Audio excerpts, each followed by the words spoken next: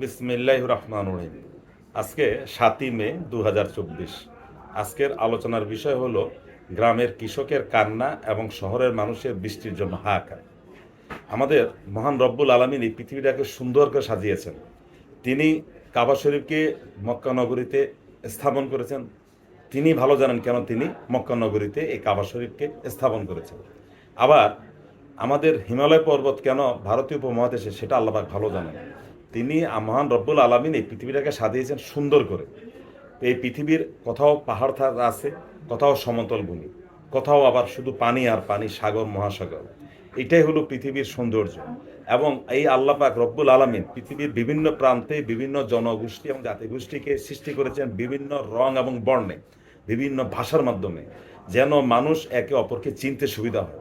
পৃথিবীর সবাই যদি একই বর্ণের হতো, সবাই যদি আরবিভাষী হতো, তাহলে মানুষকে চিনতে পারতো না। আবার সবাই যদি হিন্দিভাষী হতো, সবাই যদি বাংলাভাষী হতো, তাহলে পৃথিবীতে মানুষকে চিনতে পারতো না। রব্বুল আলামিন পৃথিবীর মানুষকে এই কারণে বিভিন্ন বর্ণ, গোত্র এবং রঙে এইভাবে এবং ভাষা দিয়ে সৃষ্টি করেছেন, মানুষ যেন একে অপরকে চিনতে পারে। যে কথা বলছিলাম, মহান রব্বুল আলামিন পৃথিবীর বিভিন্ন দেশকে, বিভিন্ন দেশের জনপদকে বিভিন্ন ঋতু দিয়েছেন। যেমন বাংলাদেশে ৬টা ঋতু। আবার দেখা যায় পৃথিবীর অনেক দেশে শুধু বসন্ত এবং শীতকাল। আবার পৃথিবীর অনেক দেশ আছে যেখানে শুধু বসন্তকাল এবং গ্রীষ্মকাল। আবার আছে শুধু শরৎকাল এবং গ্রীষ্মকাল, শরৎকাল এবং শীতকাল। এইভাবে বিভিন্ন দেশের জলবায়ু এবং আবহাওয়া আল্লাহ পাক সেইভাবেই ক্লাইমেট যেটাকে বলি সৃষ্টি করেছে। এই জন্যই পৃথিবীটা এত রহস্যময়, পৃথিবীটা এত আনন্দ, আমাদের কাছে চোখে আনন্দের মতো লাগে, এত সুন্দর লাগে পৃথিবী, যার কারণে মানুষ এই পৃথিবী ছেড়ে যেতে চায় না। যতই মুখে বলে যে আমি মরণের ভয় পাই না, আসলে এগুলো মুখের কথা। সবাই এই পৃথিবীর মায়া ত্যাগ করতে চায় না। একটা কবির ভাষায় আছে না, এই সুন্দর পৃথিবী ছেড়ে আমি যেতে চাই না, বা এই ধরনের একটা কবিতাও আছে। আজকে যে কথাটা বলতে চাই, বাংলাদেশে ৬ ঋতুর দেশ। আচ্ছা, ধরলাম বাংলাদেশে ৬ ঋতু না, বাংলাদেশে ৩টা ঋতু, বর্ষা, গরম এবং শীত। এখন বাংলাদেশের যে সময়টা, এটা হলো একটা গরমের সিজন। আমরা ছোটবেলা থেকে দেখে আসছি এই সিজনটাতে অত্যাধিক গরম পড়ে। হয়তো কোনো বছর ১ ডিগ্রি বা ২ ডিগ্রি বেশি পড়ে, কিন্তু গরম এইরকমই পড়ে। এখন এই বছর বাংলাদেশে কি হলো জানি না, হয়তো একটু গরমটা বেড়েছে, তাপমাত্রা ১ থেকে ২ ডিগ্রি কোথাও কোথাও বেড়েছে। আবার সিলেটে তাপমাত্রা কমেছে, সিলেটে তেমন গরম এই বছর পড়েনি। এটাকে আমরা আসমানি গজব, খোদার গজব, আমাদের পাপের গজব, এই সেই এমনভাবে আমরা ফেসবুকে আমরা এটাকে তুলে ধরেছি। কিন্তু আমরা বৃষ্টির জন্য হাহাকার, ইস্তেখারার নামাজ পড়তে হবে। ইস্তেখারার নামাজ কখন পড়ে?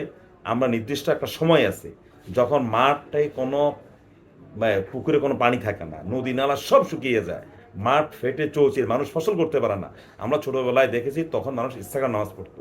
কিন্তু এখন মাঠে পানি আছে, পুকুরে পানি আছে, নালাতে পানি আছে, তারপরও আমাদের চিৎকারে অনেক জায়গায় মৌলভী সাহেবরা ইস্তেখারের নামাজ পড়াতে বাধ্য হয়েছেন। এবং ইস্তেখারের নামাজটা পড়িয়েছেন সবগুলো, কিন্তু আপনারা দেখবেন, খোঁজ নেবেন, হয় জেলা শহরে, নয় ঢাকা সহ বড় বড় শহরে। গ্রামে ইস্তেখারের নামাজ পড়ার কোনো খবর পাওয়া যায় নাই। এখন গ্রামে কেন পড়ে না? কারণ গ্রামে যে মানুষ ইরিধান করেছে, সয়াবিন করেছে, বাদাম করেছে, এবং গ্রামের মানুষের অন্যান্য ফসলাদি আছে। আর সর্বোচ্চ ১৫ দিন পরে গ্রামের মানুষ ফসলটা ঘরে নিয়ে আসবে। এরপরে যাদের ফসল আগে উঠেছে তারা এই ফসলগুলো, এই ধানগুলোকে শুকাতে হবে। কিন্তু আমাদের যারা শহরে আছে, যাদের সাথে আমাদের জমিনের কোনো সম্পর্ক নাই, কৃষির সাথে আমাদের সম্পর্ক নাই, যারা আমাদের জন্ম যাদের গ্রামে হয়েছে, এখন হয়তো আমরা শহরে চলে আসছি। আসার পরে আমরা গ্রামকে ভুলে গেছি। মনে হয় যেন আমরা আমরা শহর ছাড়া, আমাদের ১৪ পুরুষ শহরে জন্মগ্রহণ করেছে। আমাদের ব্যবসাগুলো এমন, আমরা শহরে যারা বাস করি, আমরা শহরের লেকগুলো ভরাট করলাম, নালাগুলো ভরাট করলাম, যত্রতত্র দালান কোঠা আমরা উঠালাম। শহরের যে দিঘিগুলো ছিল বিভিন্ন জেলা শহরে, সেই দিঘিগুলো আমরা ভরাট করলাম, পরিবেশের ১২টা বাজালাম। এই আমরা শহরের মানুষ, এই শহরের যে গাছপালা যা আছে সব কেটে ফেললাম, সব কিছু আমরা করলাম। এখন আমরা শহর বিদ্যুৎটাও আমরা সবচেয়ে বেশি ব্যবহার করি, শহরের মানুষ এসি ব্যবহার করি। এই সব কিছু ব্যবহার করার পরে আমাদের সামান্য একটু গরম লেগেছে, এটার জন্য আমরা পিত্তেশ গজব এই সেই, এবং এটার জন্য আমরা ইস্তেখারা নামাজ, এবং আমাদের যে বৃষ্টির জন্য যে কান্নাকাটি আমরা করছি, আমরা কি একটাবার চিন্তা করেছি গ্রামের কৃষকের কথা? আজও বাংলাদেশে অনেক জমিনে ধান আছে, এবং আবহাওয়াবিদদের কারণে গ্রামের অনেক মানুষ ৮০ ভাগ ধান পেকেছে, এই ধানও কেটে নিয়ে আসছে। আবার ৫০ ভাগ ধান পেকেছে এই ধানও কেটে নিয়ে আসছে। ৮০ ভাগ পাকা যে ধানগুলো কৃষকরা আনছে তারা না হয় কিছুটা লাভবান হয়েছে, কিন্তু যেই কৃষক 50 ভাগ পাকা ধান আর 50 ভাগ কাঁচা ধান কেটে বাড়িতে এনেছে, আমরা কি তার কথা কখনো চিন্তা করেছি তার কি অবস্থা হবে?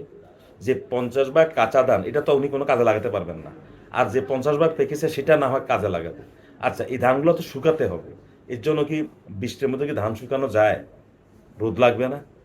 তাহলে এই যে আমরা যারা শহরে আছি, বৃষ্টির জন্য হাহাকার করেছি, আমরা আমাদেরকে মনে রাখতে হবে আমরা শহরে থাকি, সব আল্লাহর অনেক নিয়ামত আমরা এই শহরের মানুষ ভোগ করি, রাষ্ট্রের অনেক নিয়ামত আমরা শহরের মানুষ ভোগ করি, কিন্তু গ্রামের মানুষ ওই নিয়ামত পায় না।